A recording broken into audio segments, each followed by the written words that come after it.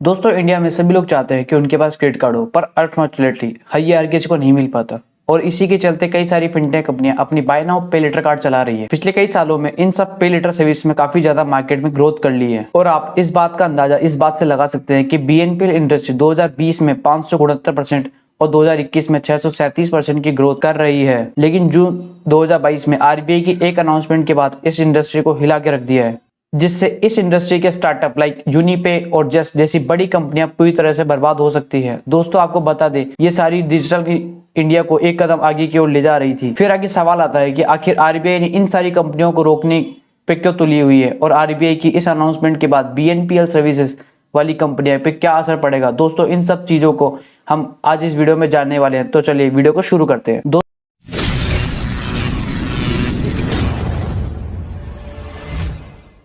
दोस्तों हम सबसे पहले जानते हैं कि आखिर बीएनपीएल कार्ड होते क्या है और इसका क्या यूजेस होता है। जैसा कि हम नाम से बता सकते हैं कि इसके जरिए हम किसी भी चीज को तुरंत खरीद सकते हैं और उसका पेमेंट कुछ समय के बाद कर सकते हैं। यानी जो सर्विसेज हमें क्रेडिट कार्ड में मिलती है वैसी ही सर्विसेज हमें बीएनपीएल कार्ड भी देता है। लेकिन दोस्तों ये क्रेडिट कार्ड और बीएनपीएल कार्ड एक दूसरे से काफी अलग है। जैसा कि क्रेडिट कार्ड में हम सब मैक्सिमम लिमिट को यूज कर सकते हैं जो कि बैंक ने हमारे लिए डिसाइड की है, और दूसरा क्रेडिट और बीएनपीएल कार्ड का सबसे बड़ा डिफरेंस ये है कि क्रेडिट कार्ड में बैंकिंग सर्विसेज ही इशू करती है, और अगर कोई नॉन बैंकिंग फाइनेंस कंपनी इसे लॉन्च करती है तो इससे पहले उसे आरबीआई की अप्रूवल लेना पड़ता है, और आरबीआई के अप्रूवल के बाद ये कार्ड लॉन्च किया जा सकता है। यानी आरबीआई का इस पे पूर्ण नियंत्रण होता है। जबकि दोस्तों बीएनपीएल कार्ड की बात करें तो उन्हें नॉन बैंकिंग फर्म के अलावा कोई भी फिनटेक कंपनी बिना आरबीआई के अप्रूवल के लॉन्च कर सकती है। दोस्तों क्रेडिट कार्ड हमेशा एक रियल फिजिकल कार्ड होता है, लेकिन बीएनपीएल कार्ड के साथ ऐसा नहीं होता, क्योंकि जरूरी नहीं है कि बीएनपीएल कार्ड एक कार्ड के रूप में ही हो, यह प्लेटफॉर्म या मोबाइल एप्लीकेशन के रूप में भी हो सकता है। फॉर एग्जांपल फ्लिपकार्ट का पे लेटर,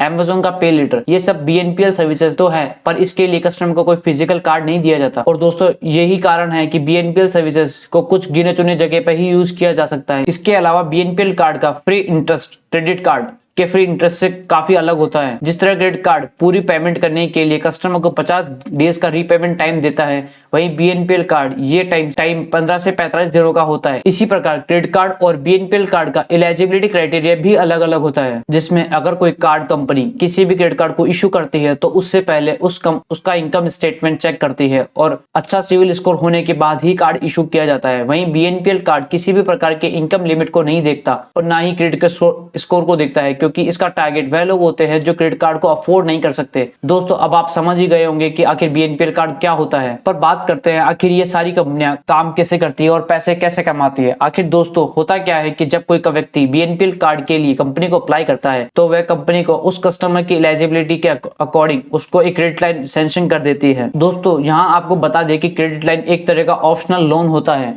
जो क्रेडिट कार्ड के क्रेडिट लिमिट से अलग होता है। इस तरह ये सारी फिनटेक कंपनियां अपने कस्टमर के अकाउंट खोले बिना उसके अकाउंट के अंदर अमाउंट ऐड कर देती है। अब दोस्तों यहाँ गौर करने की बात यह है कि अगर ये सारी कंपनियां जो पैसे अपने कस्टमर के अकाउंट में क्रेडिट करती है वह सारा पैसा इनका खुद का नहीं होता, बल्कि ये दूसरे बैंकों से टाइप करती है। ये सारे बैंक एसबीआई, एचडीएफसी या फिर किसी नॉन बैंकिंग फाइनेंशियल कंपनी से पैसा लेकर कस्टमर को ऑफर करती है। और दोस्तों अगर कोई कस्टमर पेमेंट को चुकाने में लेट कर देता है तो उसे इंटरेस्ट के साथ साथ लेट फीस भी देनी पड़ती है। साथ ही अगर कोई कस्टमर अपने बिल के ट्रांजैक्शन को ईएमआई में कन्वर्ट करता है तो उसमें भी ये सारी कंपनियां इंटरेस्ट अलग से जोड़ती है। इसके अलावा ये जिस कंपनी से टाइप करती है उससे भी 2 से 8% तक कमीशन चार्ज करती है। जैसा कि अगर आप कोई गोवा वीवो पर फ्लाइट की टिकट बुक करते हैं और उसका पेमेंट स्लाइस पे से करते हैं तो स्लाइस पे इन बीएनपीएल को कुछ कमीशन देती है, और इसका यह कारण है कि जिस आदमी के पास पैसे नहीं है वह भी स्लाइस कार्ड का यूज करके उस ट्रांजैक्शन को कंप्लीट कर लेता है, और अगर उसके पास बीएनपीएल कार्ड नहीं होता तो शायद वह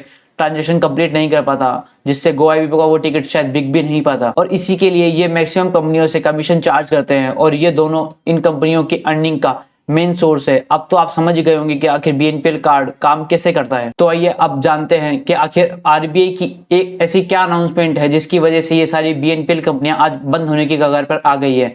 आरबीआई की नई गाइडलाइंस के अकॉर्डिंग कोई भी एनबीएफसी अब अपनी पीपीआई यानी प्रीपेड पेमेंट इंस्ट्रूमेंट को क्रेडिट लाइन से लोड नहीं कर पाएगी। जैसा कि मैंने आपको पहले बताया कि ये सारी बीएनपीएल कंपनियां कस्टमर को वॉलेट में क्रेडिट लाइन को लोड कर देती है, तब जाकर उन्हें लोन दिया जाता है। लेकिन आरबीआई की नई गाइडलाइंस के अकॉर्डिंग ऑनलाइन वॉलेट को क्रेडिट कार्ड या डेबिट कार्ड से ही लोड किया जा सकता है, यानी ये सारी कंपनियां कस्टमर के वॉलेट को क्रेडिट लाइन से लोड नहीं कर सकती। दोस्तों यहाँ ध्यान देने वाली बात यह है कि आरबीआई की ये गाइडलाइंस नॉन बैंकिंग फाइनेंशियल कंपनियों के लिए इशू की गई है, यानी पीपीआई जैसे एचडीएफसी का फ्लेक्सी पे, आईसीआई का पे लेटर, एसबीआई का यूनो पहले की जैसे ही काम करता रहेगा। दोस्तों आपको ये जानकर बड़ी हैरानी होगी कि आज इंडिया की बीएनपीएल मार्केट $4 बिलियन का है और इसके यूजर्स पूरे इंडिया में अराउंड 15 मिलियन है। और एक्सपर्ट का मानना है कि साल 2026 तक ये मार्केट की वैल्यूएशन $50 बिलियन और कस्टमर 100 मिलियन तक पहुंच जाएंगे। आज देश में सैकड़ों ऐसी फिनटेक कंपनियां हैं जिनका पूरा बिजनेस मॉडल इन बीएनपीएल सर्विसेज पर ही डिपेंड है।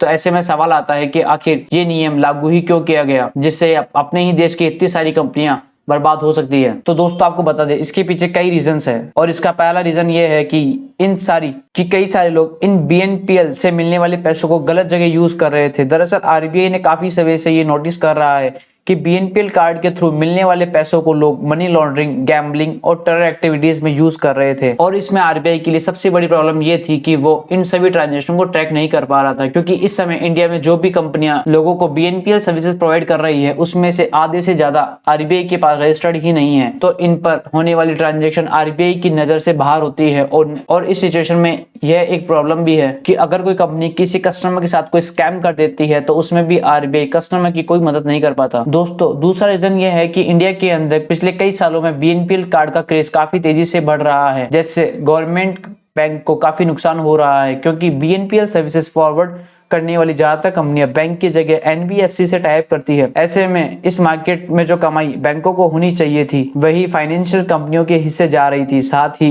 इजी टू यूज होने और चार्जेस कम होने की वजह से काफी सारे लोग क्रेडिट कार्ड की जगह बीएनपीएल सर्विसेज को यूज कर रहे थे, जिससे जो प्रॉफिट बैंकों को क्रेडिट कार्ड के थ्रू होता वो लगातार कम होता चला जा रहा था। तो दोस्तों आखिर बात करते हैं कि आरबीआई की इस अनाउंसमेंट के बाद स्लाइस और लेजीपे जैसी कई कंपनियां का फ्यूचर क्या होगा। दोस्तों देखा जाए तो आरबीआई की इस अनाउंसमेंट का इंपैक्ट सभी कंपनियों पे पड़ने वाला है, लेकिन इससे सबसे ज्यादा इंपैक्ट उन कंपनियों पर होगा जिसका पूरा बिजनेस मॉडल बीएनपीएल सर्विसेज पर ही बेस्ड था। For example Paytm, Amazon, Flipkart की बीएनपीएल सर्विसेज अगर बंद भी हो जाती है तब भी उन पे कुछ खास फर्क नहीं पड़ने वाला, क्योंकि उनके दूसरे बिजनेस उसी तरह चलते रहेंगे। लेकिन स्लाइस और यूनिकार्ड जैसी कई कंपनियां जिनका पूरा बिजनेस इसी पे डिपेंड है उन पे बहुत बड़ा इंपैक्ट पड़ने वाला है। यहाँ तक कि कई कंपनियां हमेशा के लिए बंद भी हो सकती है। इनफैक्ट स्लाइस और यूनिपे जैसी कई कंपनियों ने अपने इस अनाउंसमेंट के बाद बीएनपीएल सर्विस को रोक चुकी है और अभी ये कंपनियां गवर्नमेंट से आरबीआई के इस अनाउंसमेंट को रद्द करने की मांग कर रही है। दोस्तों इन कंपनियों का कहना है कि अगर आरबीआई को इस अनाउंसमेंट को इम्प्लीमेंट करना है तो